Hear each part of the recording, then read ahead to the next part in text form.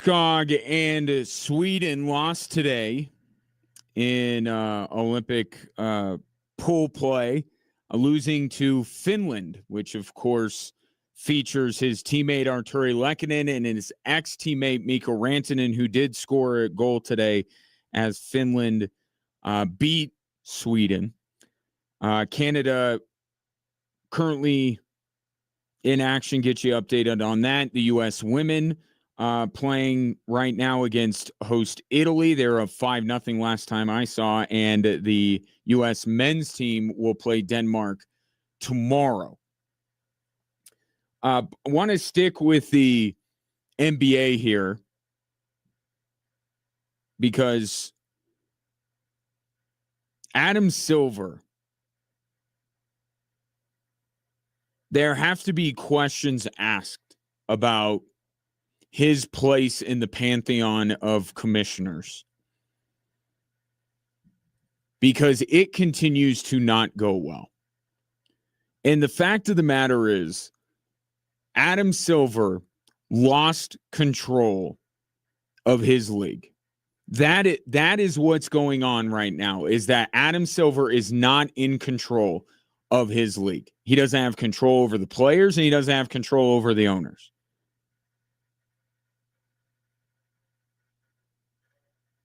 And this is, obviously the departments, the league office, right, that hands down fines and all of this kind of stuff. But it's Adam Silver, right? So the reason I bring this up, Adam Silver did come down on the Utah Jazz. Talked about this yesterday. Utah, the type of tanking they're doing cannot be tolerated.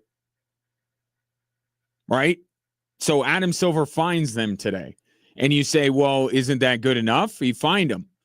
He fined them over the game they ended up winning, which is a weird thing to do. They got fined for the Miami game, not the Orlando game or all the other games that they did this advanced form of tanking where they start their best players and then when the game is on the line, they decide, okay, our best players don't need to be in the game anymore. And I guess a fine is a fine. Like it's all you're going to do, is get more people to push back. If Adam Silver would have fined Utah earlier, like when they intentionally tanked a game that they ended up losing, it would look a little bit better than fining Utah $500,000 for a game they won. But therein lies the way Adam Silver goes about his business. Problems are created on his watch, or he helps create these problems. And then he is so far off the mark when it comes to fixing those issues. It's either a wild pendulum swing back the other way, or it's a day late and a dollar short, or you rarely give Adam Silver credit. Like, good job, Adam Silver. He made a good decision today. And I'll give you a few examples. So the super team era happened before the player empowerment era. They one kind of begat the other.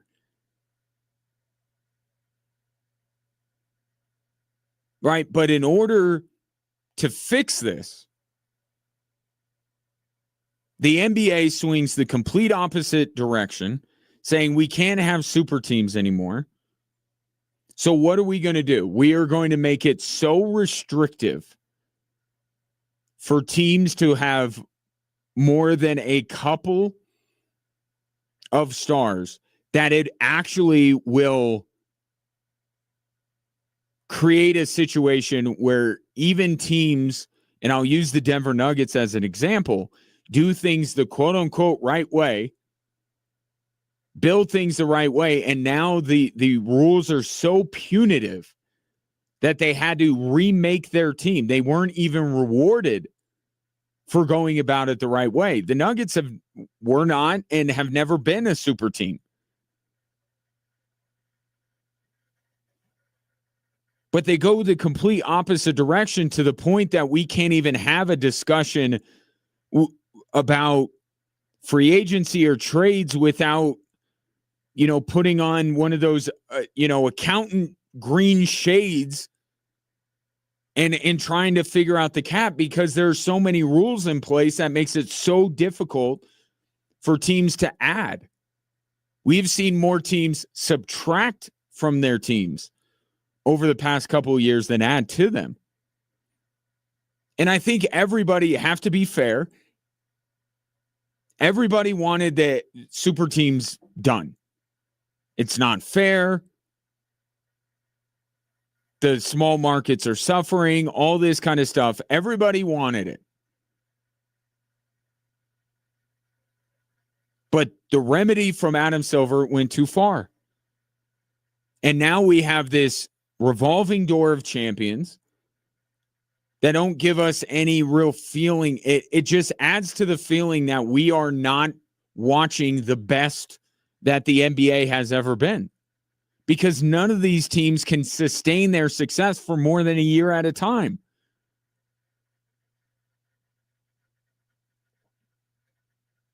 Right? It's LA, it's Boston, it's Denver, it's OKC, it's Milwaukee. Obviously, these are in no particular order. And we just bounce from one to the next. And none of these teams are looked at as being all-time great teams. And there's no continuity. And I think there's less interest in the NBA when it's a new team. And we all are in favor of parity. But again, it's a balance. We don't want radical parity where literally the team that won the title the year before has little chance to win the next year. No, we want the team that just won to be able to give it a go and not have to shed salary and get rid of all their players. He just went too far. And then at a time when the players were trying to get, that player empowerment era, like there's some good in there. But Adam Silver, again, went too far. Gave them too much power. Sure, the players deserve a little bit more than they used to, but they don't deserve all of it. And now you have the tanking stuff.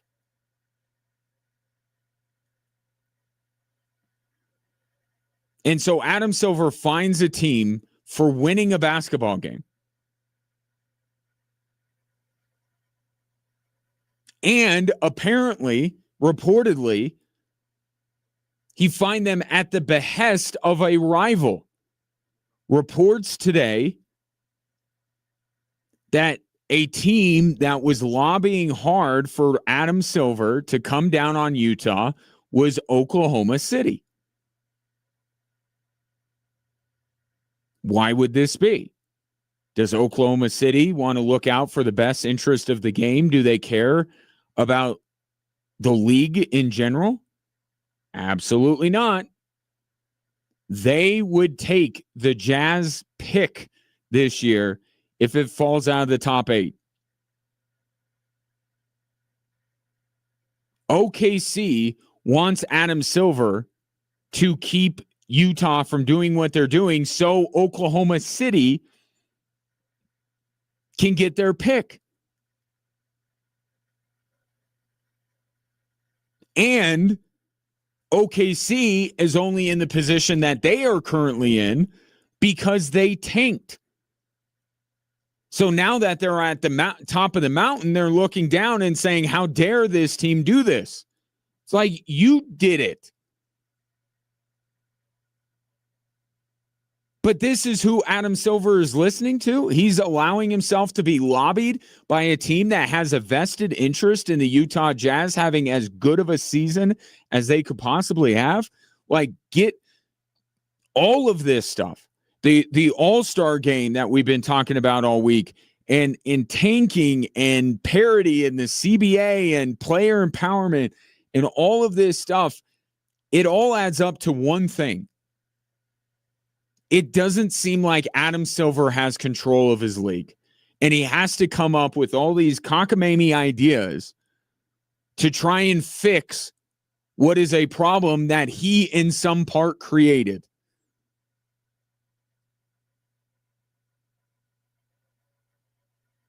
And he's just in this perpetual state of trying to fix his own problems and creating new ones. Because now for today, I don't care as much about what Utah is doing to tank. I care that OKC has the ear of the commissioner, as if OKC doesn't seem to already get preferential enough treatment from certain entities within the NBA, officials. They're now getting it from the commissioner. And for what? Not the greater good of the game. So they can get Utah's pick. I don't know if... I think what Adam Silver has become is the one thing you don't want to be. The guy after the guy. I know that David Stern wasn't universally liked, but David Stern turned a fledgling league into a juggernaut. Interest, money, attendance, everything jumped way up under David Stern's leadership. And the idea was that Adam Silver was going to come in and then just take it that next step.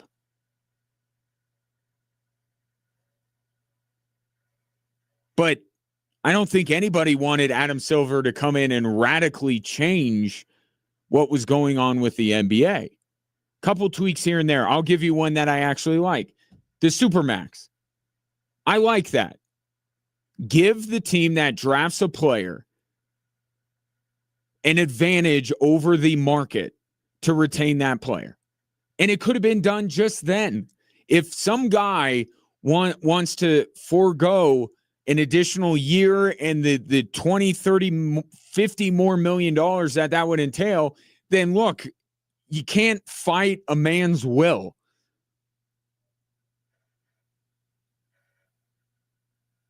But part of what happened when the Heatles all got together, and later Kevin Durant joining, Golden State, is that financially it wasn't a huge difference for LeBron and KD and Bosh. And Adam Silver put in the Supermax and then created that. And he should have just left it. But now he's going probably at the behest of cheap owners, creating this second apron that is making teams that even are building things up the right way, making them hamstrung.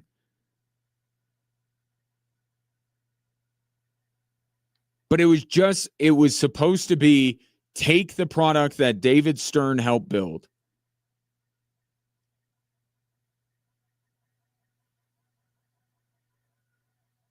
Maybe make a tweak here or there, but just don't wreck it.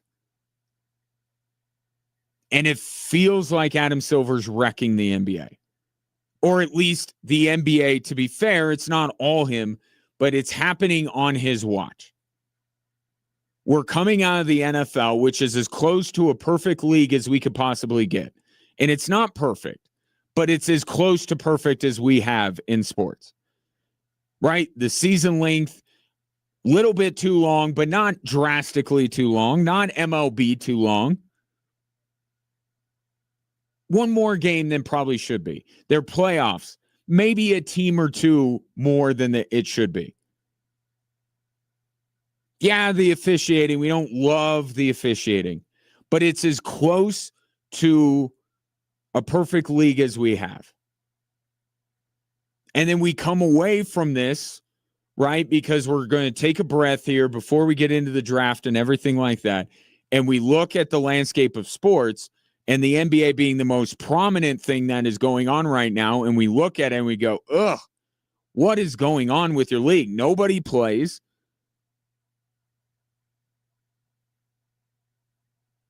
It's not as entertaining of a product. And we're scrutinizing everything that the NBA is doing. This should be a moment for the NBA to be celebrated. To be able to say, look at how good we are. Yeah, you've been locked into the football world, but now take a look. Our crown, one of our crown jewel competitions, the All-Star games coming up. This should be a chance for the NBA to show off a little bit, and instead it looks like Adam Silver is continuing to lose control of his league and doesn't know how to recalibrate, how to get and put any of these genies back in the bottle. Take your thoughts, 719-247-1313, back after this.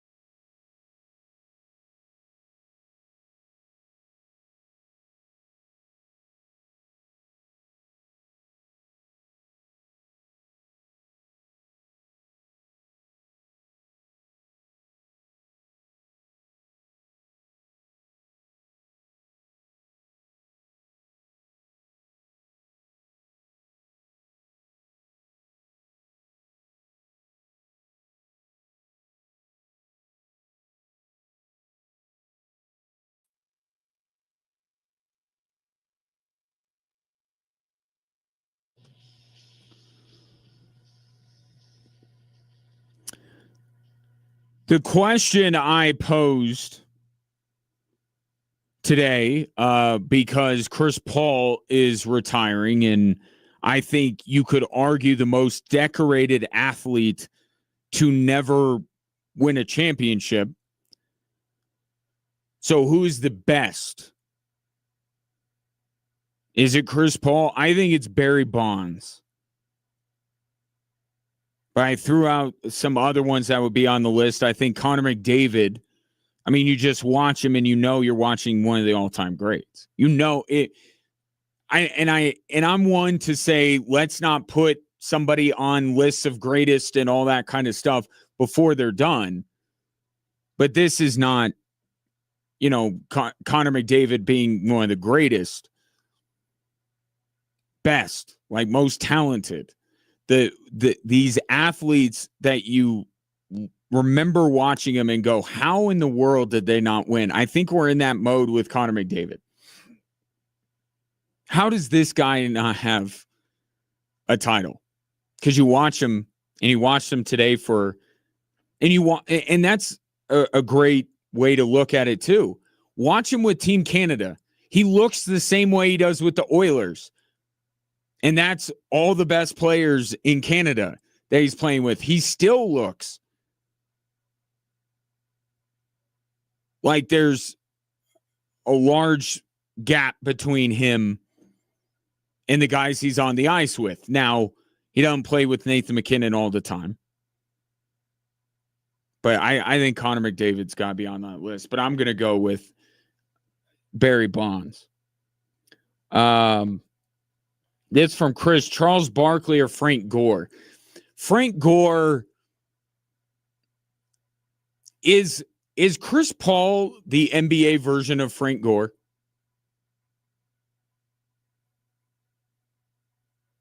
Or and here's what I mean by that. Accumulated a lot of stats. Certainly. Longevity. Absolutely. But would you consider Frank Gore one of the best running backs of all time? I wouldn't. Would I consider Chris Paul one of the greatest basketball players ever? No.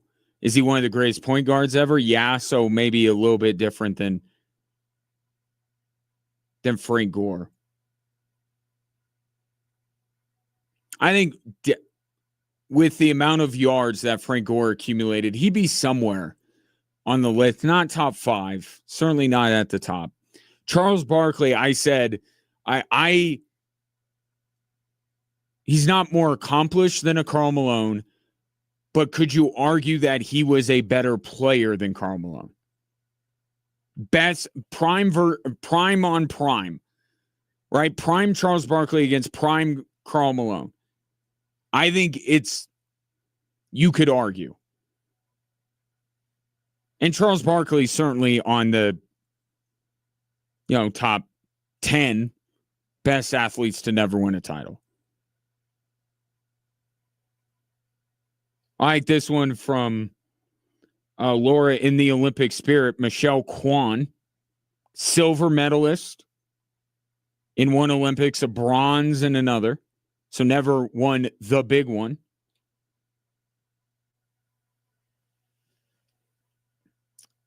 Let's see.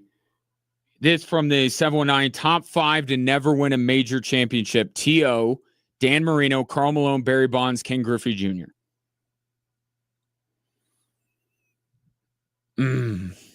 T.O. being top 5, I can't get on board with that. The Griffey one, too high. But that's a really good one, too. And Griffey, as we say, why didn't these players win? Well, you know why Griffey didn't. A big reason, because the minute he went to Cincinnati, his career went down the tubes. He was perpetually injured and was never the same again. But Seattle, Ken Griffey Jr., probably one of the greatest baseball players ever. So I like the inclusion of Griffey. That's a really good one. Number one, I wouldn't have. I'll still stick with Bonds. T.O. seems high. You wouldn't have I guess you have Marino on the list. If we took off, see, I think Barkley would be above T.O. If we remove Josh Allen and Connor McDavid, who are seemingly destined to be on this list, but they're not done, right? So if we remove any current athletes, I don't know that T.O. will be in my top five. I think I might have to move Charles Barkley. Charles Barkley definitely into the top five.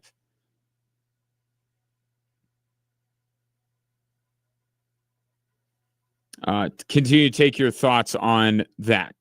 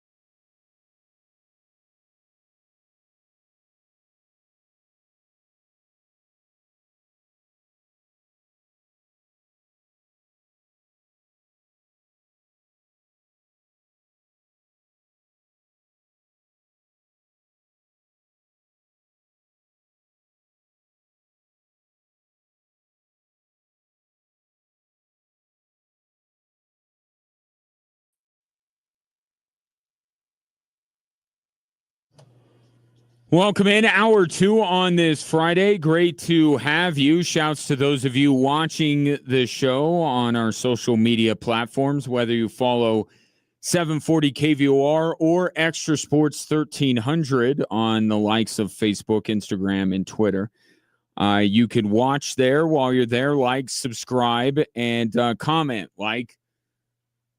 You can comment like Aaron has when it comes to the discussion that I started in the first hour. Chris Paul is calling it a career. Certainly one of the most decorated athletes to never win a championship, but is he one of the best? Or where would he be on the list of best? Would you put Chris Paul above John Stockton? I think I would. Given the successes that Chris Paul had with a number of different teams, and John Stockton never won a title either. But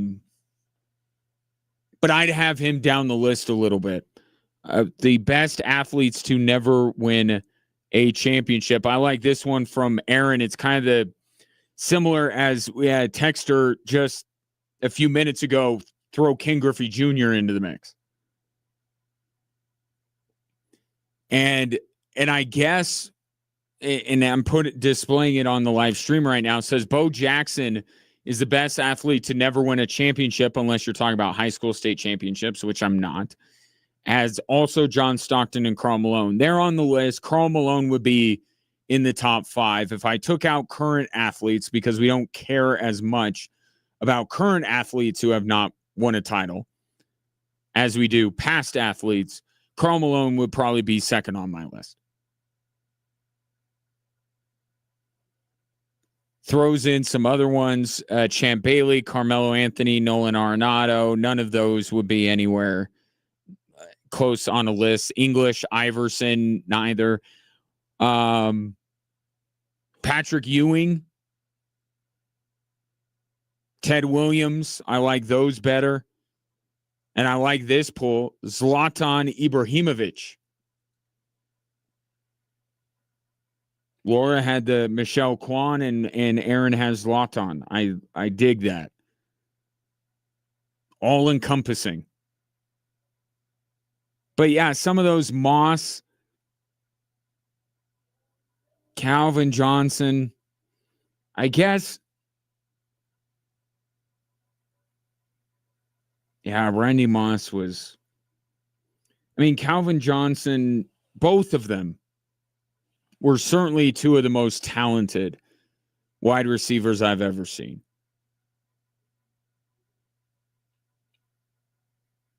But how high would they be on that list? Some good ones. AI might be. Carmelo Anthony's nowhere close, nor is Champ Bailey anywhere high on that list. Ted Williams is a good one. I threw out Tony Gwynn. Tony Gwynn, one of the best pure hitters in the history of baseball. I don't think he even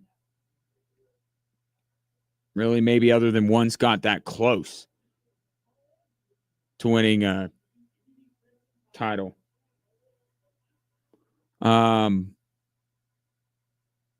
Yeah, I'll take more of your thoughts. I think Bonds is number 1, but a lot of really good suggestions. Best athlete to never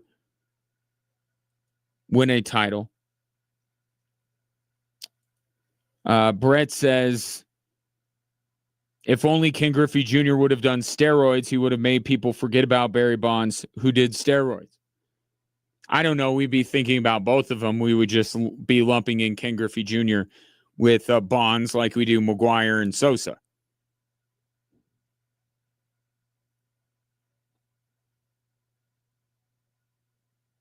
But you do bring up a good point. Ken Griffey Jr. did not use steroids. Barry Bonds did. Is that why Barry Bonds had, the longevity he had, and Ken Griffey Jr. didn't? I think there's an argument there. But I'll continue to take your thoughts. 719-247-1313. Best athlete to have never won a championship. Bonds, Malone, Marino. Griffey's moving way up the list. That was a really good one. But, Ken Griffey Jr.,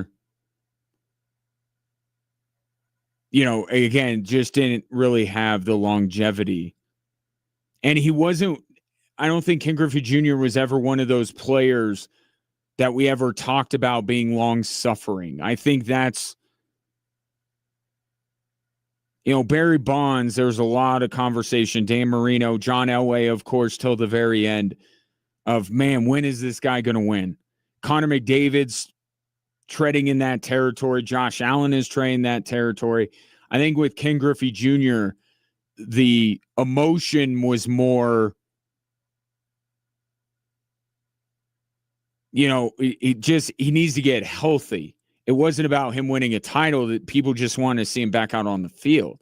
Bo Jackson, Aaron brought up Bo Jackson. That was another thing. He was a great athlete, but we saw him for 5 minutes.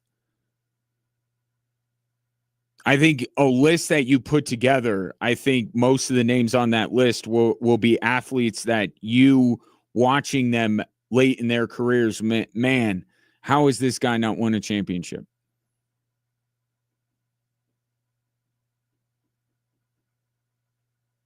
But Chris Paul, somewhere on the list. If it was just basketball players, where would he be? Top 10, certainly. Would he be top 5? Malone, Barkley.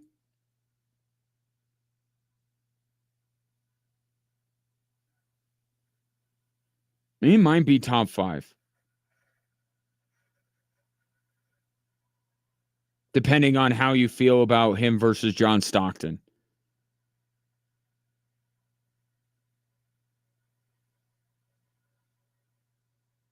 But it really is interesting that a player that made a career out of making his teams better, assisting, never really got too many shots to win. Like Stockton got multiple opportunities. Chris Paul didn't. So continue to take your thoughts at 719-247-1313. Saw this today, and,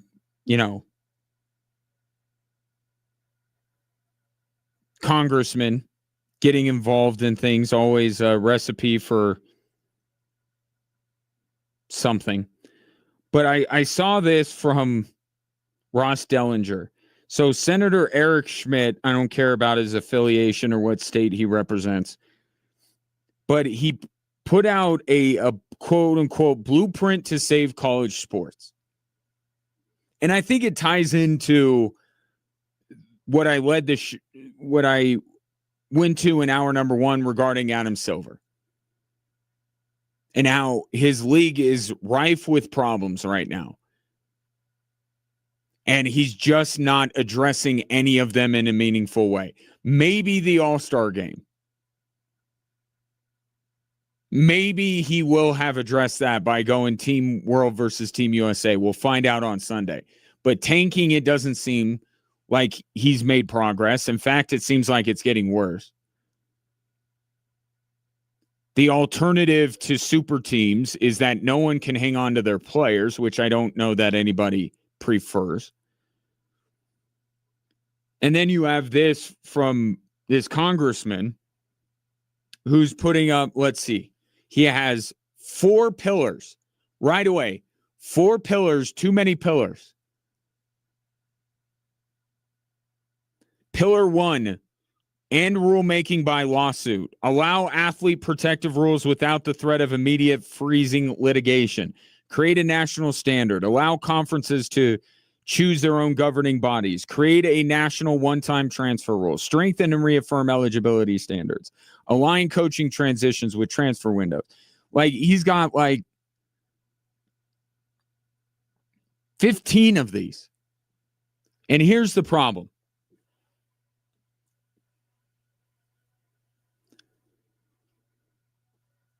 You have to, I would say you got to find one thing with college athletics. You got to find one aspect to fit. You're not going to fix, he has pay for play on here. You're not going to fix that and the transfer portal and, protecting. He wants to protect Olympic sports, which I am all in favor of.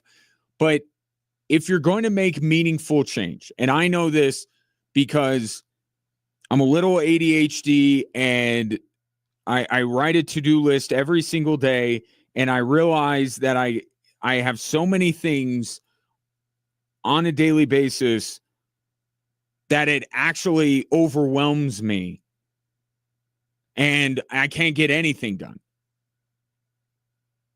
Like I want to do all this stuff. I can't. But can I focus on one or two things to make a real difference in? I think that's, to say nothing of the effectiveness of Congress to do much of anything in our world, but just the idea needs to be, what is the biggest problem?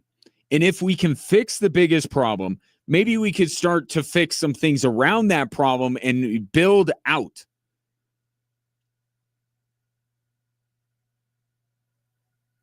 And I think it's the portal.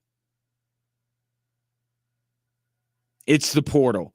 That's what it has to be. First of all, you got to have it one transfer portal, one portal window. And there are little things that you can do along with that. Yes, you can align it with the calendar so that players, when their coach leaves, that they have an opportunity to go. But you also don't want the transfer portal to open before your season is over. So the timing of the transfer portal is the most important thing with the portal. And then you can get into, well, should you be able to enter the portal multiple times? Can you curtail tampering in the portal? And kind of just build your way out from there. But I think the portal is what you look at first with college athletics. You say, can we make meaningful change there? And I think already meaningful change is fitting it into a calendar that makes sense instead of creating more chaos. Like the Adam Silver way of doing things, you're making things worse instead of making them better. Just move the transfer portal to after the season is over.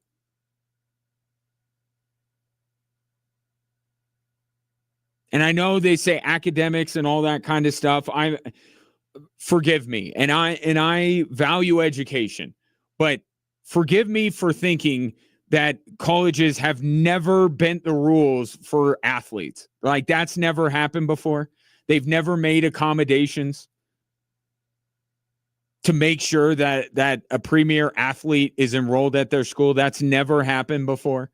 So all of a sudden, the academic calendar being so rigid that they just can't do this, I don't believe it. I don't. Now,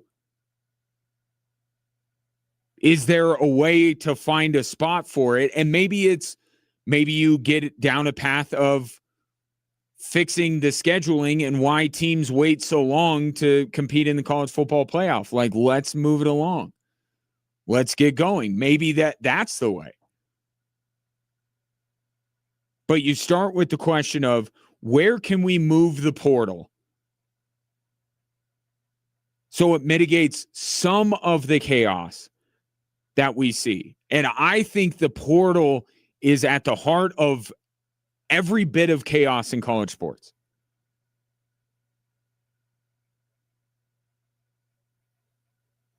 Right? Because teams are trying to lure players through the portal with pay for play. So there's the NIL part of it.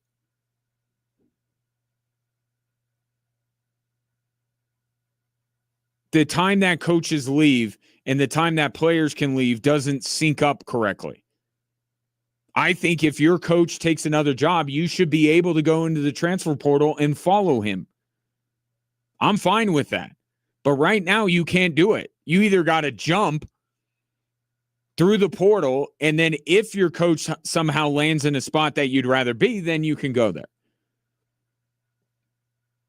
But to say you're going to protect Olympic sports, and you're going to tamp down spending on NIL, and you're going to cut down on NIL being pay for play, and you're going to fix the calendar to where the transfer portal makes any sense, and you're going to keep coaches from, like, there's too many things.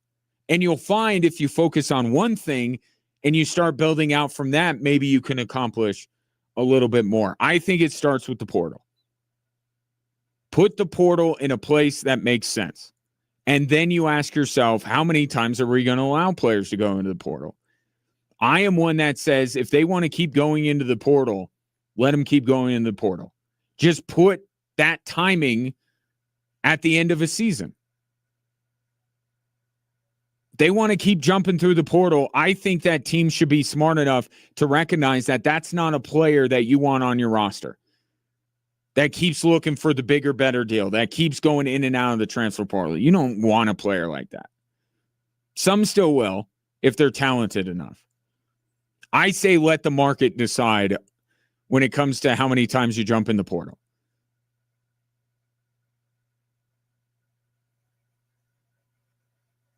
And then if you do that, if you set a better date for when the transfer portal opens and the transfer portal period goes on, then maybe you can police tampering a little bit better.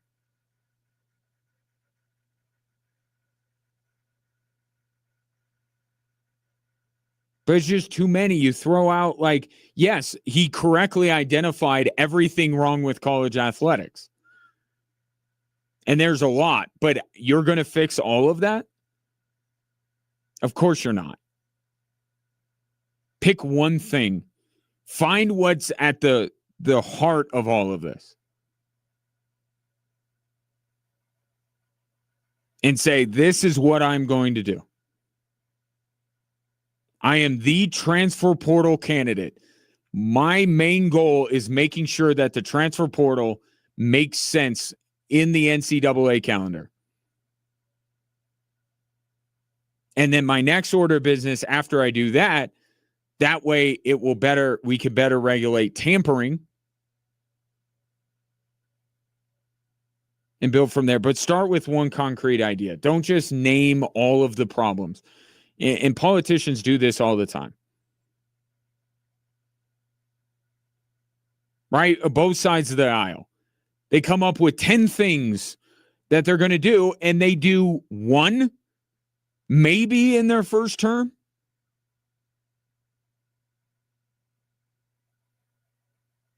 But this makes a lot of sense that this is coming from Congress rather than someone within the college sports world, because I bet you if you got someone from the college sports world, they'd say, this is the thing. This is the thing before everything else that we got to take care of. And if we take care of this, then we have a chance to start taking care of these other things. But it has to start here. And this congressman is like, I got 20 things I'm going to fix with college athletics, which probably means, like Ryan in his to-do list, you're going to get none of them done. 719-24-7. 1313 to update you on what's going on in the Olympics. Good news, bad news. If you're a fan of Team USA, and mostly good news if you're an Avs fan. That's next here on 740 KVOR and Extra Sports 1300.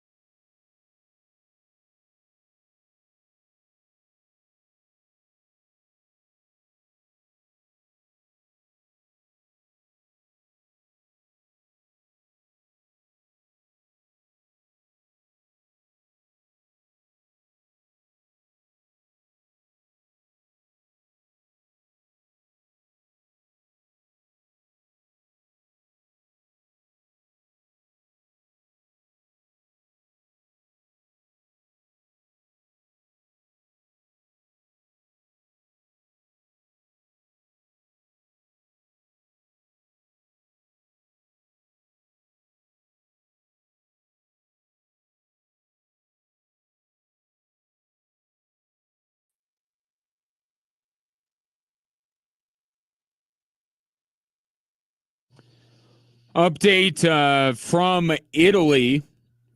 First, the good news. USA women's hockey rolled again over Italy. That was another blowout performance by the U.S. as they beat the host Italy 6-0. So if you're keeping track at home, they have outscored their opponents, including rival Canada, 26-1. So they're a wagon. Canada men's hockey is a wagon. They got a win today. Nathan McKinnon got a goal in the win for Canada, scored the last goal of the game. It was McDavid, Harley, Celebrini scoring again. How about Macklin Celebrini? He was, 7 when the Olympics, when NHLers were last in the Olympics? And he's got 2 goals through 2 games. Sid had 1, and Nathan McKinnon had the last one as they beat Switzerland 5-1.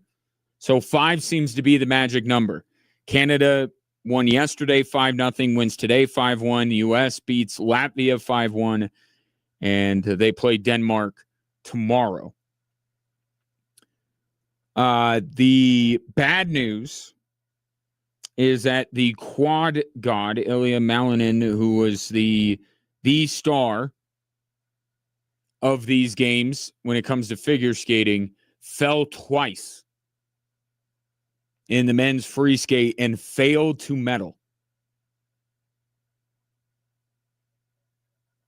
And I was reading stuff today that literally as long as he didn't fall twice, he would win.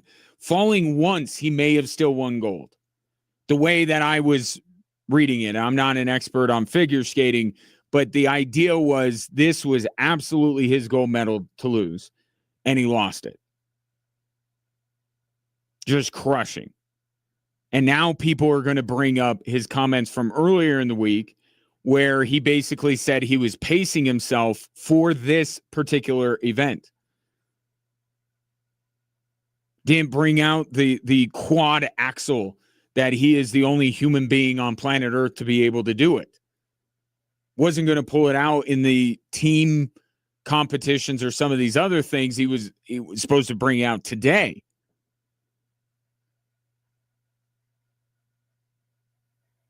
And I think his comments were a little misconstrued. He's a young guy. I don't know that he spoke as eloquently as he hoped to. His agent kind of came out and, put out some of the flames. It wasn't that he was holding back. But in figure skating, obviously, you have the ability to use some moves, not use some other moves. And by the way, he helped Team USA win gold. So even at whatever percentage he was at pacing himself at, he was still amazing and helped Team USA win gold. But the fact that it seemed like the week was building towards this event, and for him to come up short, just brutal. And I'm not criticizing. This isn't a criticism. I legitimately feel for the guy. But fell twice and failed to medal. And the U.S. is hurting for some medals right now. 4 back of Norway in both the gold medal count and total medal count. But things looking quite good for the women's curling team, the women's hockey team, the men's hockey team. We'll see. They'll definitely medal. We'll see if they add to the gold medal count. Overall, I don't know that this has been a weekend the best Olympics for Team USA. The week started with Lindsey Vonn crashing, breaking her leg. Michaela Schifrin runs her losing streak, if you want to call it that, to 7 races in the Olympics without medaling. She's going to be in competition tomorrow.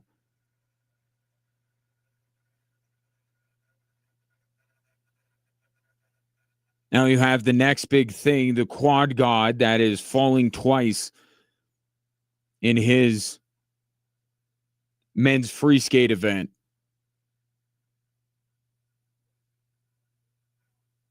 I don't know that over, and there have been plenty of really good stories, right? And I've been talking about them. I mean, Breezy Johnson early in the first day, really, of competition, winning gold. She did her part in her race with Michaela Schifrin. I want to call her Liz Lemonly.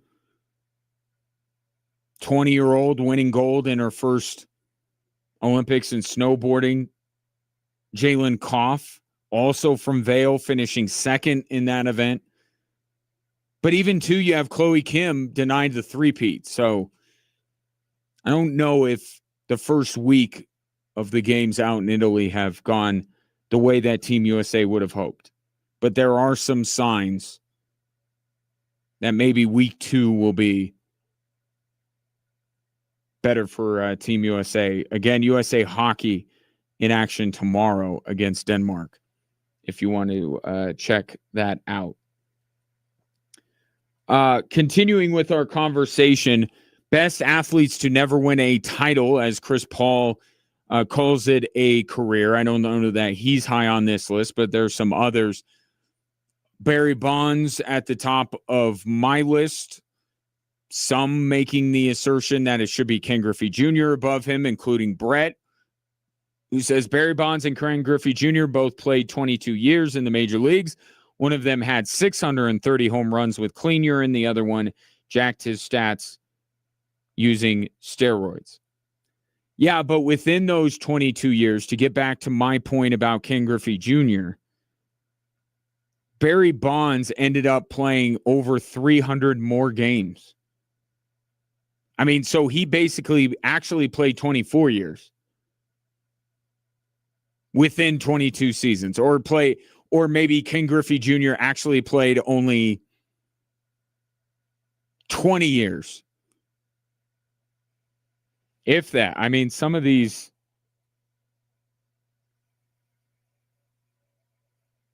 I mean, he had a year 83, 53, 70, 72.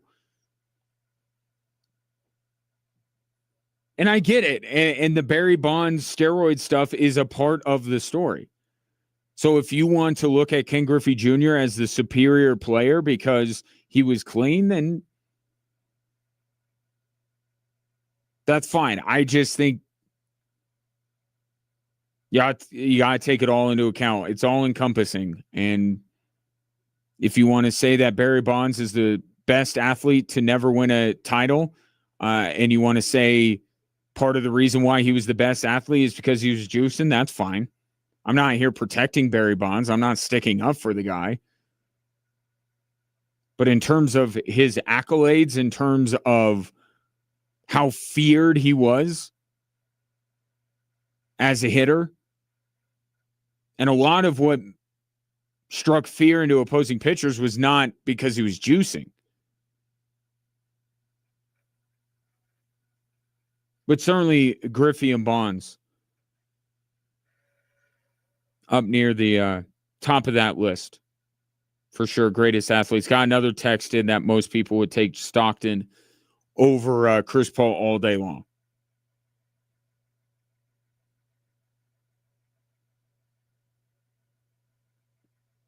I think there needs to be a little bit of appreciation for what Chris Paul did on the teams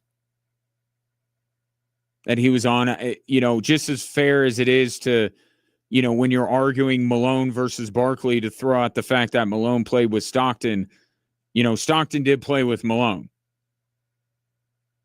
I don't know if Blake Griffin was ever going to be in the same breath as Karl Malone or Devin Booker.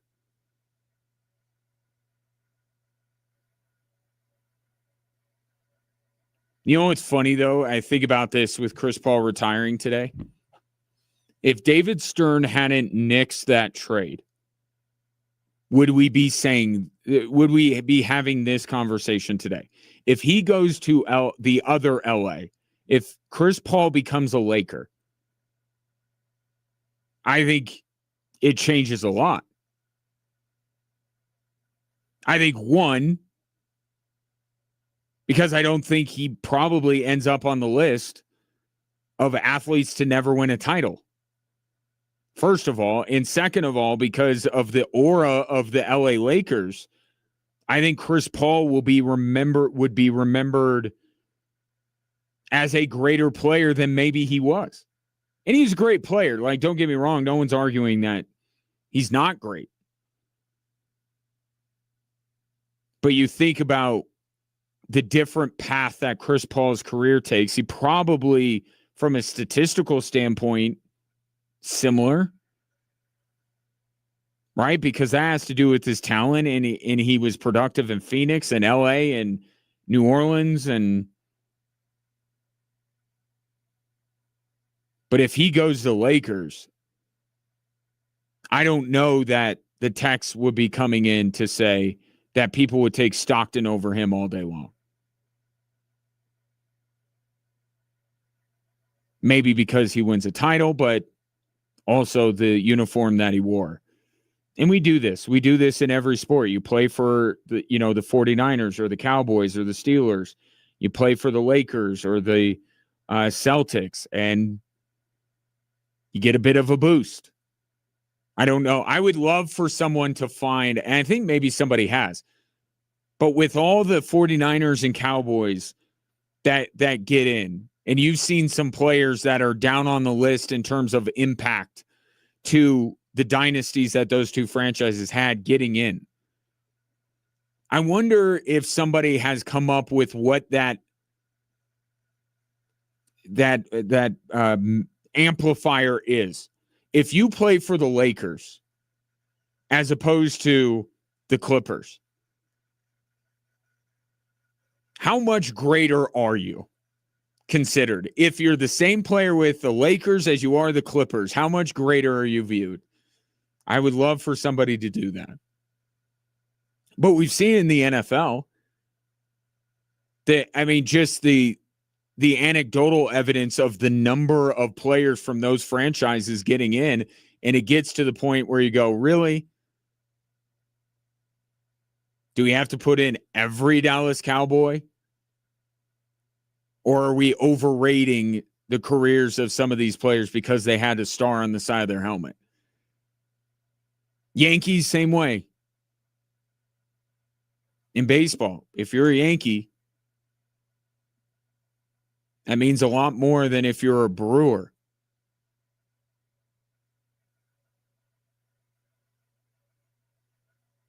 Now, how much different would Chris Paul's career and the way we view him be different had David Stern not nixed the trade that was going to send him to the Lakers? I think quite a bit. And he's already called the point guard. So we do revere Chris Paul to some extent. Maybe you don't consider him the best point guard of all time. He's one of them. But if he was in Laker purple and gold, be a different story. 719-24-7, 1313. Back after this on 740 KVOR and Extra Sports 1300.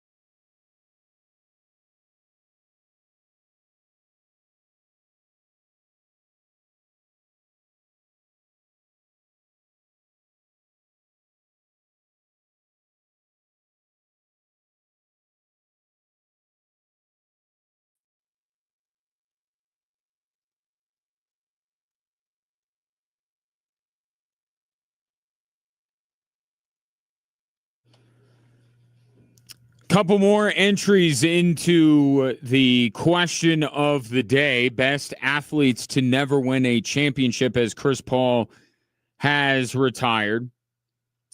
Eric says Marino, and I think that if you were to do something that we love to do on this show, which is create a Mount Rushmore. We have created Mount Rushmores for so many different things in sports. If you were to create a Mount Rushmore of athletes to have never won a title,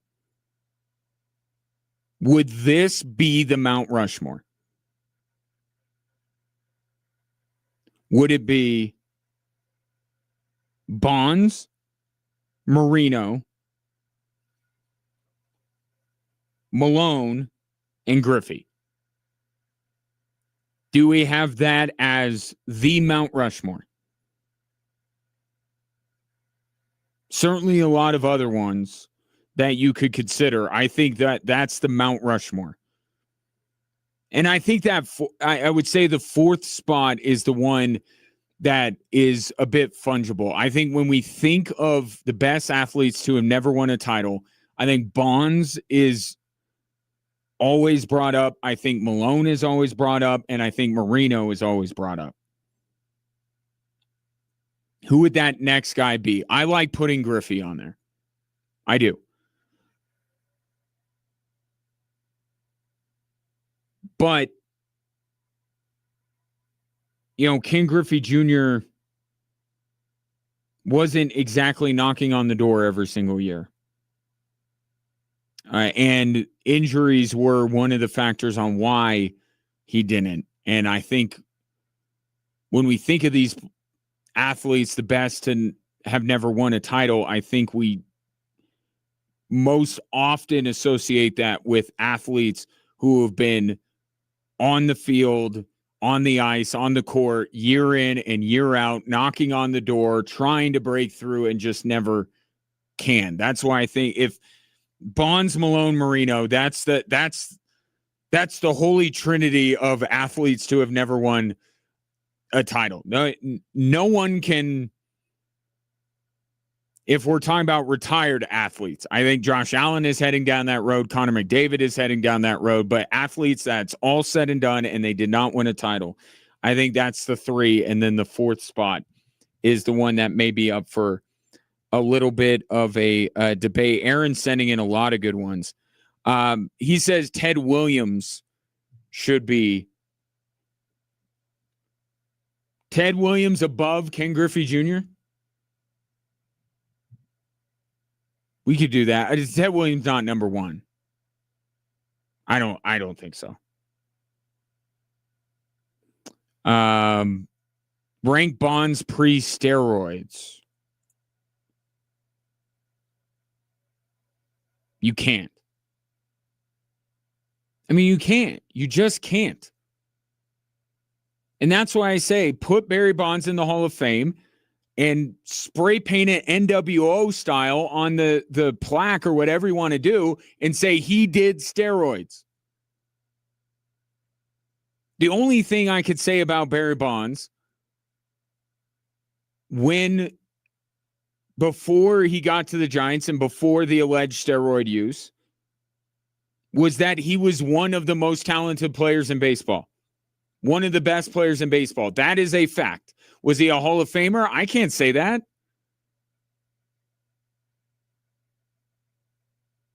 It's like the thing that Dan Patrick always brings up with Matthew Stafford and Russell Wilson. Like, well, Russell Wilson, it's because he won early and didn't win late. And I think there's some truth to that, but also cut Russell Wilson's career after, instead of being traded to the Broncos, Russell Wilson retires. You put in that guy in the Hall of Fame? I'm not.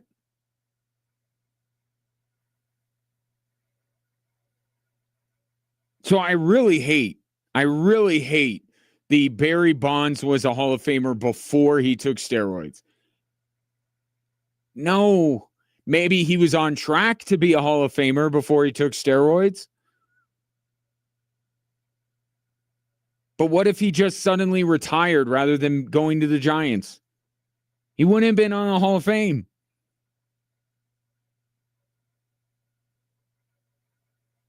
He took a career that looked to be on the path to Cooperstown and made it into one of the best careers, albeit to never win a title, we have seen from a baseball player.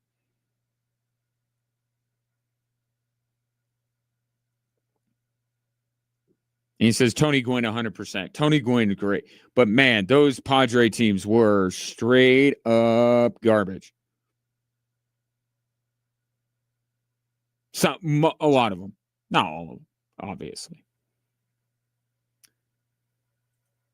But, yeah, I think it's Bonds, Malone, Marino, and then who's that next guy? Ted Williams, Ken Griffey Jr., or do you want to put a current player on there? Yeah, I think it's clear that Connor McDavid is one of the best hockey players to ever grace planet Earth. I think we already know that. Is it too early to put him on that list?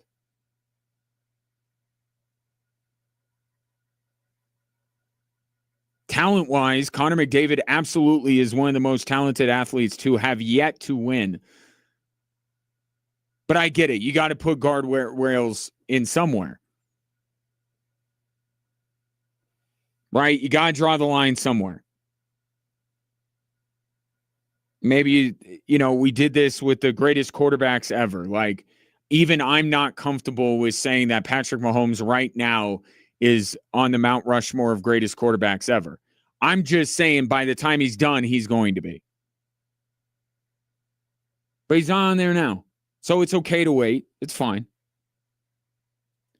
This from the 719, Barry Sanders.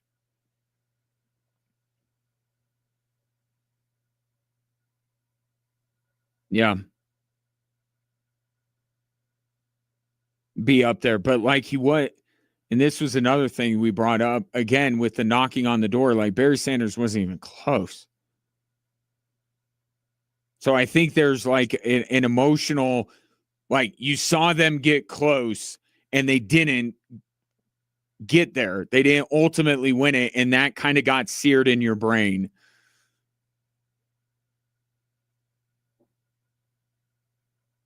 It's just Barry Sanders never even came close to winning a title. But again, if we're just doing the talent thing, Barry Sanders has to be in that. Jim Kelly made the playoffs 8 of 11 years. He played 6 division championships and 4 consecutive Super Bowls. Talk about the agony of defeat for such a great person/athlete. Jim Kelly's good. But I think Dan Marino is a better quarterback.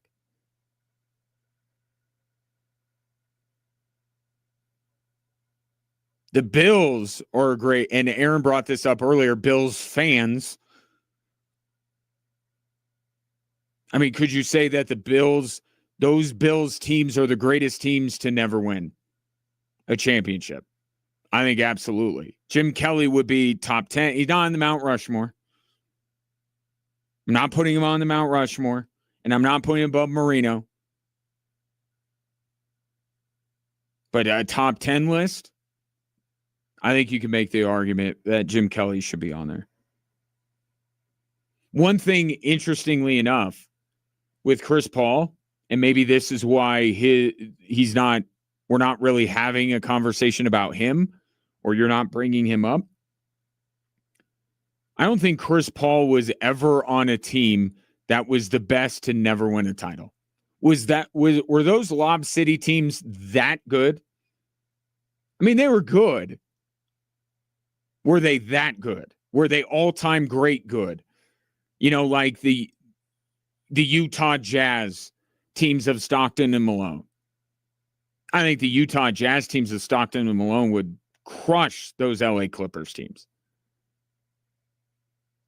That's an all-time great team that never won a title. The Buffalo Bills, same way. All-time great team, just couldn't get it done when it mattered the most.